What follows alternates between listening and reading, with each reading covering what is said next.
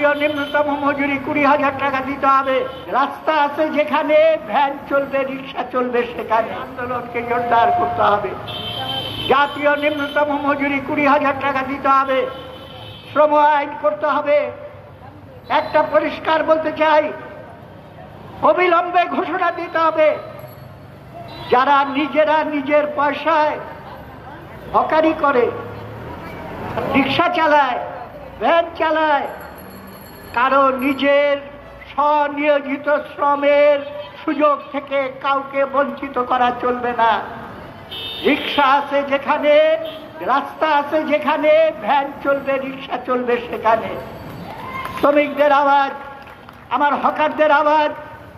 আমরা তোমার কাছে কোনো সাহায্য চাই না। আমরা নিজের টাকায় ব্যবসা করেছি।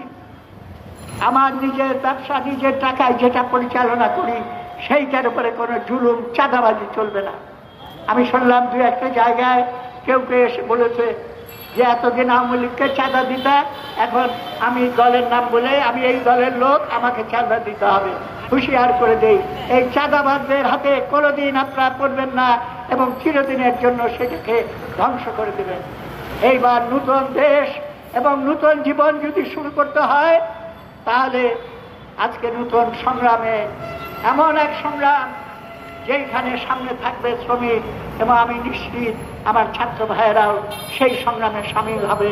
কেননা তারাই আওয়াজ তুলেছে সাম্যভিত্তিক এই বৈষম্যহীন সমাজ নির্মাণের জন্যই আওয়াজ নিয়ে তারা সংগ্রাম করেছিল। আপনাদের সঙ্গে এই সংগ্রামে ছিলাম, আছি, আগামী দিনেও থাকবো, এই কথা বলে আমার বক্তব্য এখানে শেষ করছি। বিপ্লব দীর্ঘজীবী হোক।